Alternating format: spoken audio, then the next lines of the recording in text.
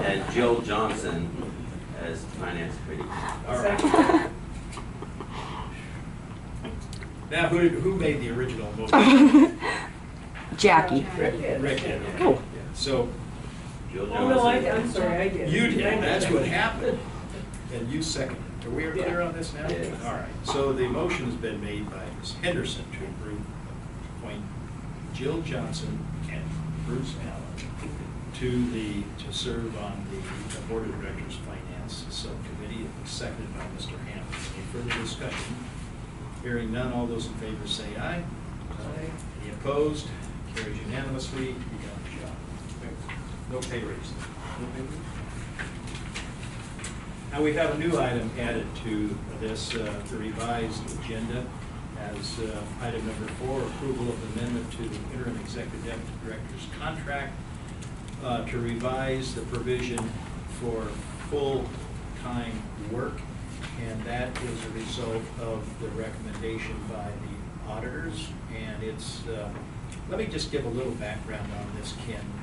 So the language allowed for the interim executive director to only be paid for 40 hours. And the language did not include how you, when you're short 40 hours, you still get paid for 40 hours. When you're over 40 hours, you still only get paid for 40 hours. And internally, we've been doing a arithmetic adjustment to balance those days off and the overages on it, correct. But at no time was ever more than 40 hours in a pay period paid. So there was an inconsistency in the language and the function of that. And this is just to tie the two together.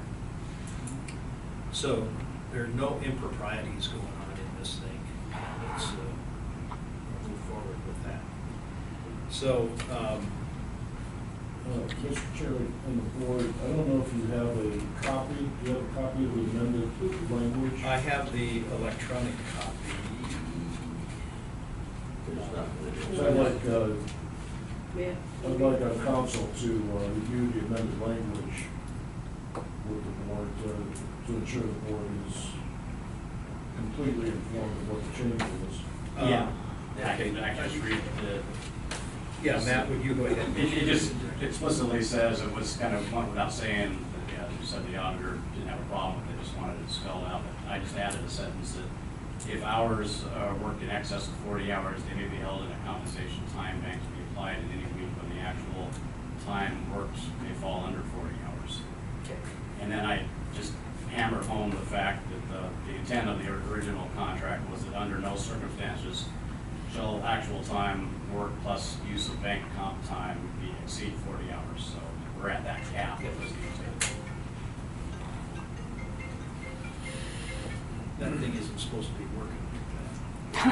Sorry.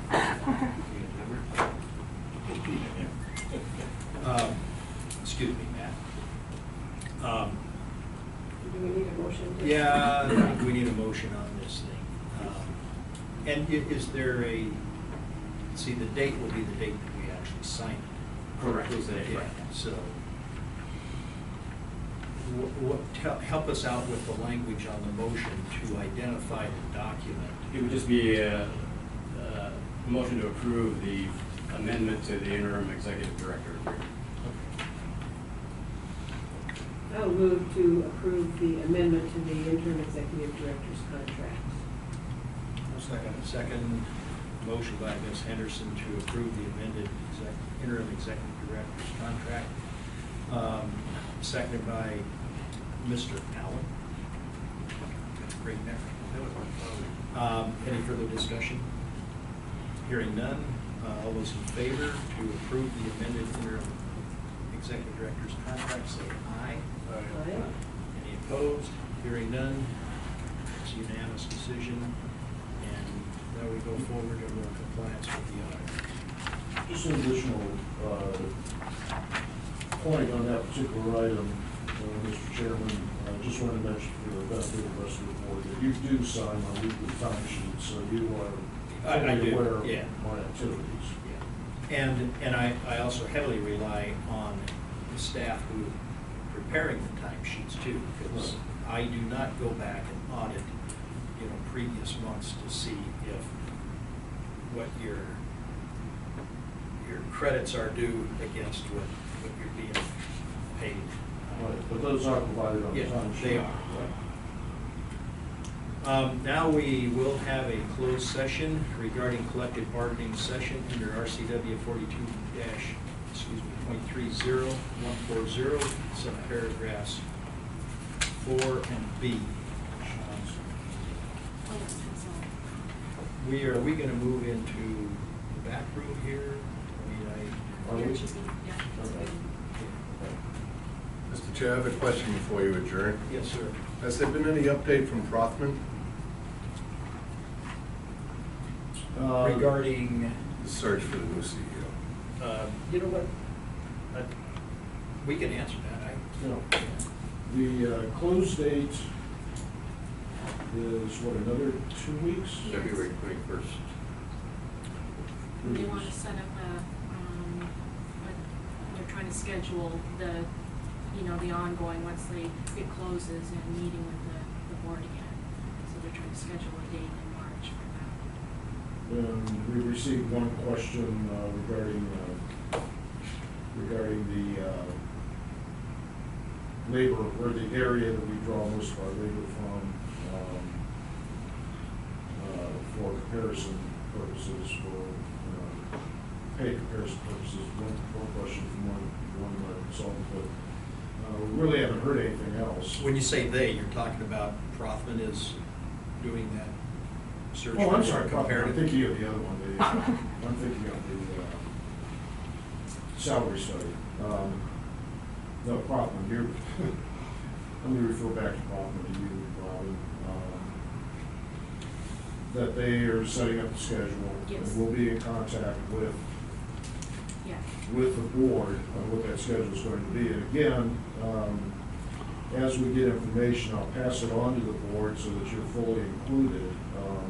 It comes to the staff and it comes to me, but I want to make sure that the board is getting the information we receive and that it's acted on timely. So as we get information, we'll be passing it on to you. But right now, the only information we have on that is that they're going to be setting up a time to discuss schedules with us, which will be related to the board as far as getting the board fit into the schedule according to your schedule. So I think that's all we have at this point. Does the board have the draft schedule that Prothman sent? It should have been part of the original package of information. Wasn't scheduled there, Yeah. yeah. I'll send it out to them. Just for general information, I got a phone call yesterday, out of the blue. Somebody who's retired, and we wanted to know, heard that there was an executive director position here coming up, opening, and I directed him to Prothman. It says go to the website, and I looked at the website and saw where it says that I can click there and go in, and it says it closes February 21st. So I know there was one individual interested. Okay. Does that answer your question? Yeah, it does, thanks. So let's move forward on this agenda and go into our executive session. There will be there will not be any decisions made in a closed session, executive session, closed session. You don't anticipate any action on the other business or prior to adjournment, do you? No. Okay. How long do we anticipate being in there? Will we have a 5 or 10 minute break, Mr. Chairman? We'll start out with a 5-minute break. And, so we will go into closed session starting at 10:30. And will we be out by 11, do you think? I hope so. Let's set it at 11 for now. Okay. Right. Are you all going to come back in here so we can Yes, we sign, and I'll will, revise that one? we will come back Public in comment. to sign. We have a public comment period, then we will, You want to do that now? Yeah, we do public comment. yeah, so we're not having people hanging around. Sure, I was going to. Good idea. So, public comment period on anything I'll just read this out. This time is set aside for members of the public to speak before about subjects of concern or interest or items not already set aside for public hearing. Questions presented may not be answered immediately. If not, all information is available but will be responded to as soon as possible. To ensure your comments recorded properly, you will need to state your name clearly. Please limit your comments to 3 minutes. Public comments may be edited and modified if the comments become disruptive and are not germane to the business at hand. Input requiring more lengthy comments is best submitted in writing. Are there any public comments? Going once, going twice, going 3 times. The public comment period is closed. Thank you very much. Now's your chance. Do we want to go ahead and do, there's the public's here, and then Is there any other? There's no other business. well, I just wanted to put on just a general information item that Ken asked about doing it in concern about a visit from Congressman Larson yesterday. Okay. And he came in and he actually initiated the conversation by talking to us about the FAST Act and the funding that is going to be, this is $350 billion act and funding source sustained over a 10-year period. And the state of Washington share is going to be approximately $850 million. And we spoke to them at great length about large buses and federal funding for large buses and inter-county connectors, regional connectivity, and he was quite interested in that, looking for more information, of which Ken and Paul were going to send him and his aides some information. So we're hoping that in the near future we may be able to get some assistance with that when it comes time to start replacing some of our bigger buses. We did take in, go over our 2016 budget with them, and we went over our, the fact that we are now doing an operating reserve. We've got a reserve for batches on vans, buses, other capital. He seemed extremely impressed with the position that we're in now as opposed to where we were 2 years ago. And I think that that kind of an attitude from our for lack of better words, I should say, higher level elected officials is good, that they see that, and they come in useful during budgeting time and looking for funding for capital expenditures in the future. After we did that, we discussed at some length some things about fares, and he, I think, is on board with that as well as looking at, well, yeah, you know, that needs to be done. And he was interested in would we be moving towards an ORCA system, and we discussed that in some, you know, in great length. We talked about that's the wish, but you know, once again, capital funding, large expenditures. Now we've got an $850 million funding source coming to the state, so perhaps that would help in the future. But we were talking once again to make it an ease of connectivity.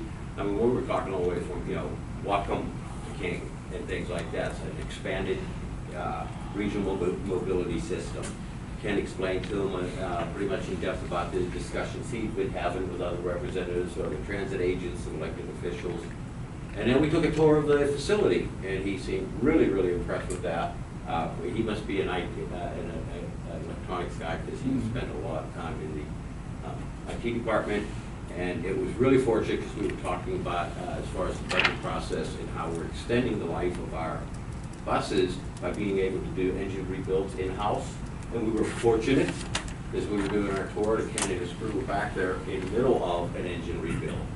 So he got to see it firsthand, and we explained to him, you know, that each one is about $10,000 savings in cost for that capital expenditure, getting an estimated 5 years extra life out of the bus. And also keeping that labor source here in-house and the wages here in-house, which was a good thing. So, all that said, we fit all that into a 1.5 hour visit, and it was really a pleasant visit, and he seemed impressed overall.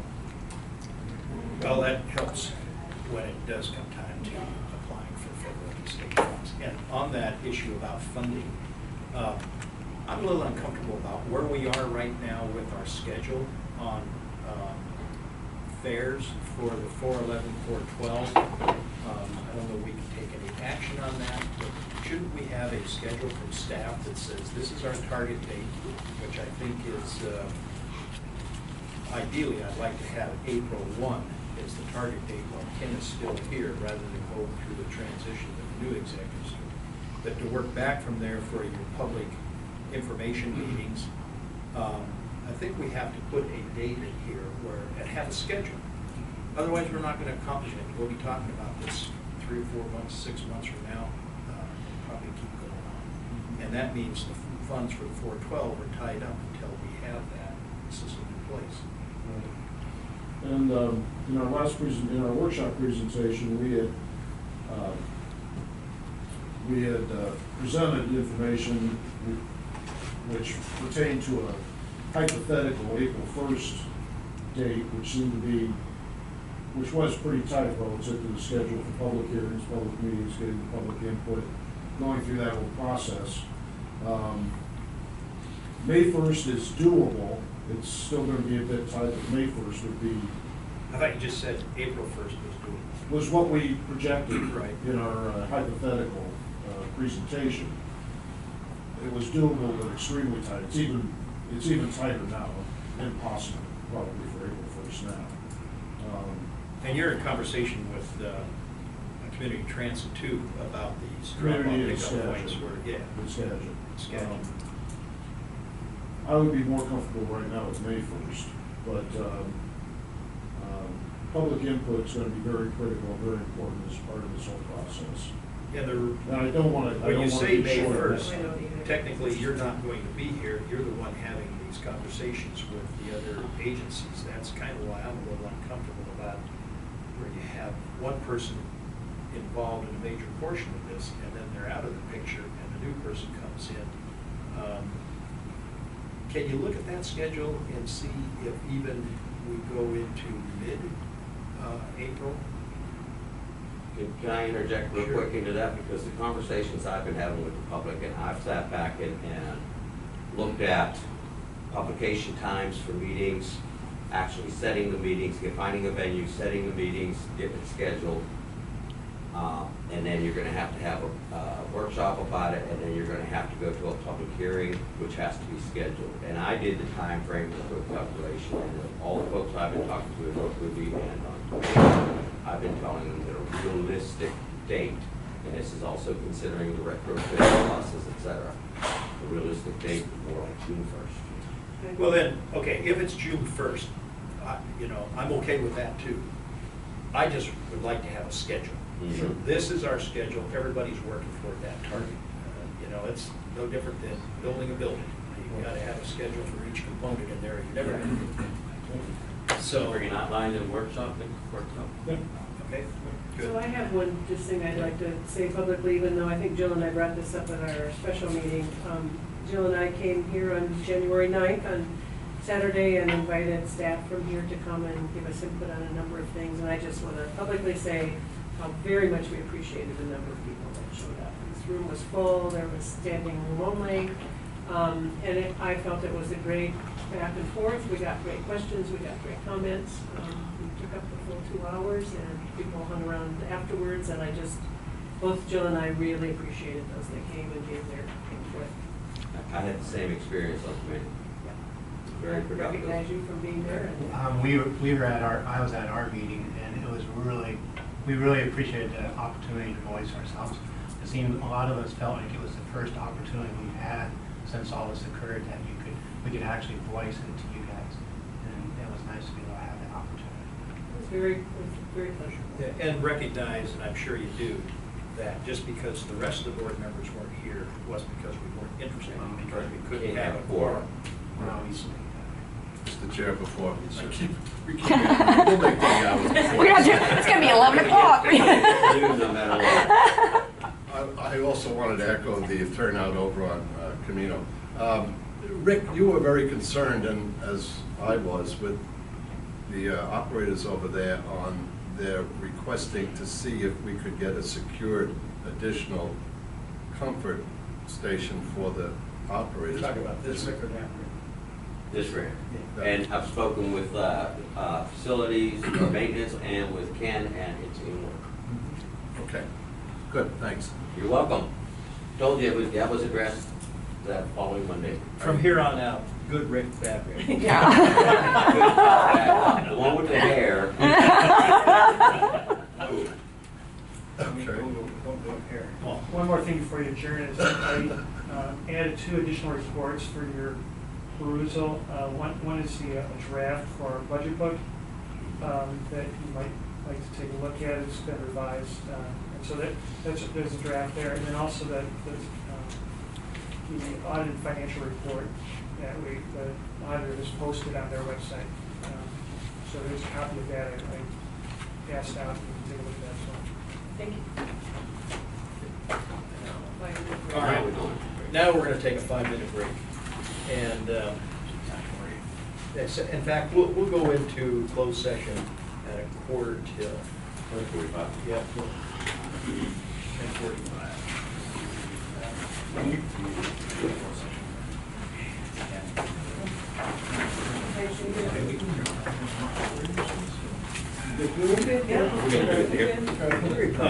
think this one's going into the, we're doing. Right, trip hazard.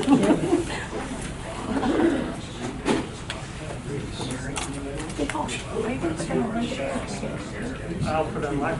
That's presentation, Paul. Right? Well done. And congratulations on that. And nice kudos from the state auditor's office. That's probably the first, How many of those have you been to? last year was my first one, so this was my second one. So, yeah. There's still, like they were saying, there's still some room for improvements. There is. But you know,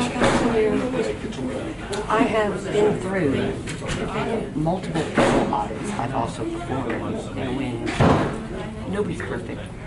But at least when you find errors, if you can sit right there and correct it, or show, or show, that you're, whoops. Yeah, you're trying. That's 99%.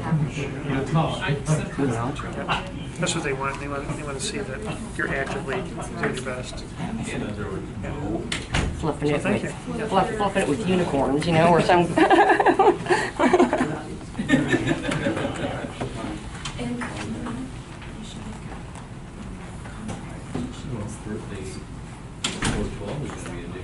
Oh, you feel like a wily veteran now, Bruce?